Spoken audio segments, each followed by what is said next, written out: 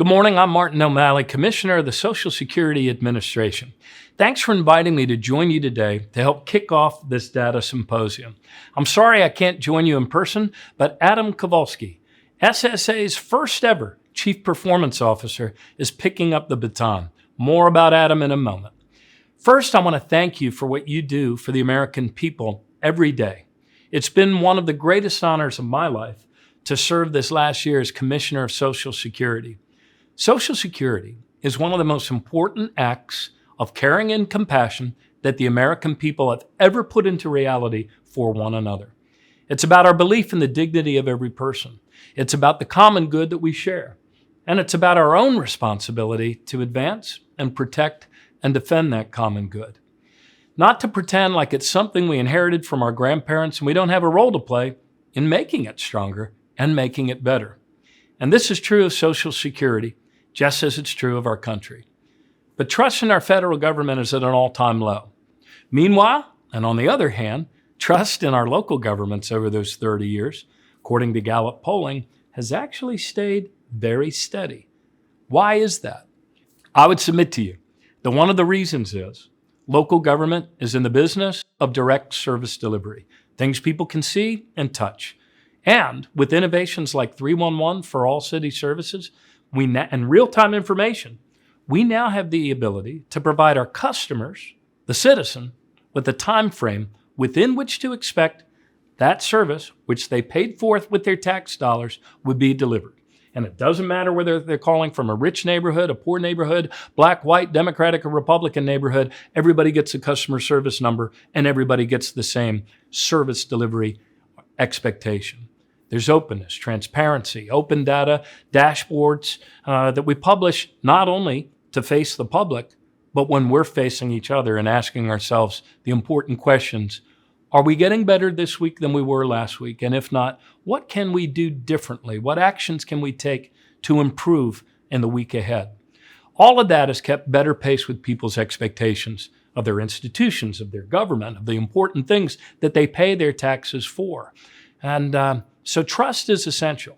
It's as essential to democracy as oxygen is to life on our planet. And we're not the only democracy suffering from this. It's true worldwide. But I would argue that we're in a better position to take it on head on. You've all heard this. Open data promotes trust in government. I don't know that that's actually true, but I do know that if we use open data, we can improve trust in government by improving our ability to deliver the results that make a republic worth having.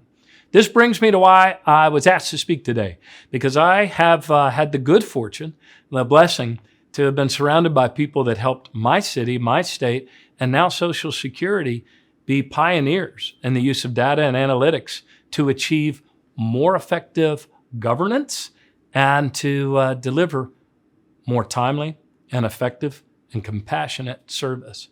When I was elected mayor of Baltimore in 1999, it was a time when we had become the most violent, most addicted, and most abandoned city in America. And I had to learn a lot of things very quickly.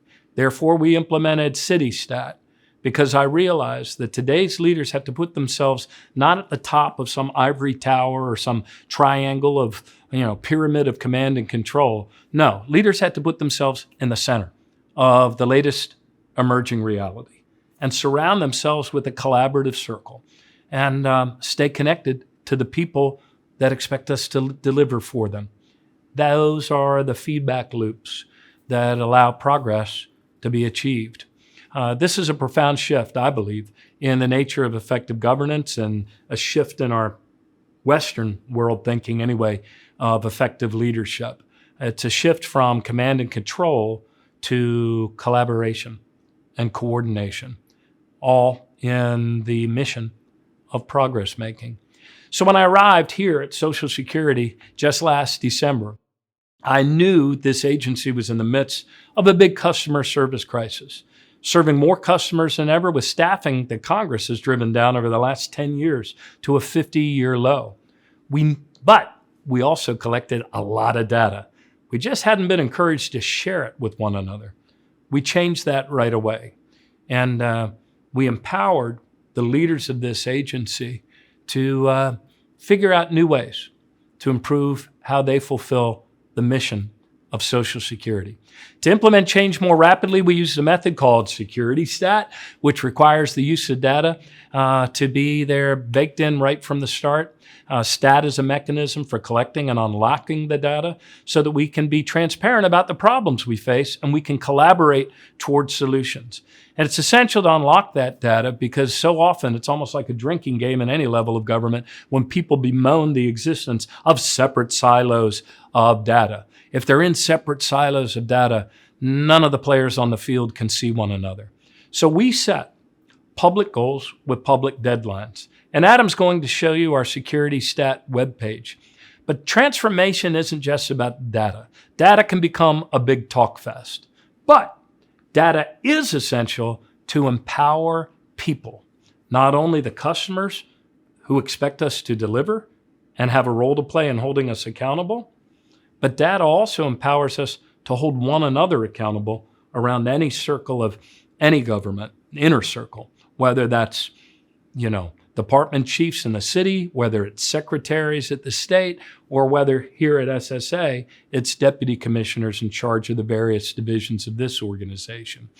So, whether we're talking about city stat or state stat, or now this federal evolution of security stat, the ongoing conversation is grounded in 4 basic tenets. All of you have probably heard these before. I can repeat them by heart with my eyes closed. Timely, accurate information shared by all. Rapid deployment of resources, effective tactics and strategies, and relentless follow-up. And I would add to that, now after my experience here, I would rephrase number 4, because we're always learning. I would say that the 4th tenet is about relentless follow-up and communication. Follow-up and communication necessary to make sure that things get done, not once a year, but every 2 weeks, every 2 weeks, every 2 weeks. To put it another way, security stat is, I guess, a unique way, at least at the federal level so far, of using that authority that only the leader has to convene people around the table, focused on the latest emerging truth with real-time data to make the necessary decisions to effectuate positive change. Changes that improve the customer experience and changes that improve the employee experience, as we've done here over the last 10 months at this overworked and understaffed agency. It also involves listening to the front line. I believe it was Patton who said that to lead people, you have to be in front of them. You can't push them behind like a strand of spaghetti.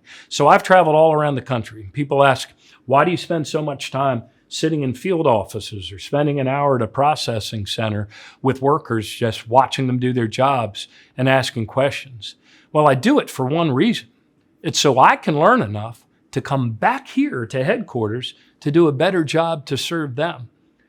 We've used the data we've collected and the ideas we've collected, feedback from the front lines, and recently the Federal Employee Viewpoint Survey, where, thank you very much, our agency improved our participation rate by 50%.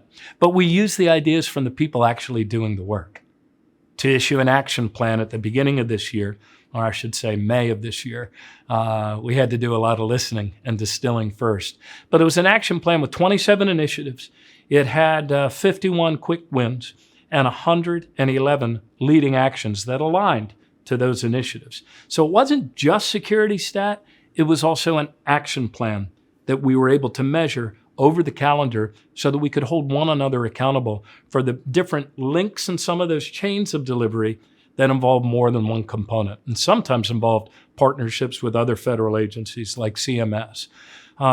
Further, we began messaging very regularly to employees about what we were doing and when we were going to do it, giving them regular updates on our quick wins, milestones in the action plan, reminding them that these ideas came from them.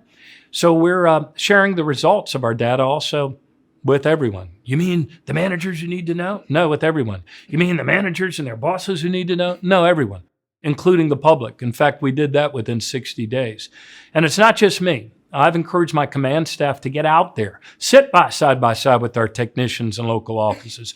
We'll pay for the overnight at the Econo Lodge. But speaking of my command team, let me introduce Adam to dive a little deeper into what we're doing here at the Social Security Administration. Adam Kowalski has served here at SSA for 20 years, previously serving as the agency's Chief Data Officer and Associate Commissioner of the Office of Analytics and Improvement.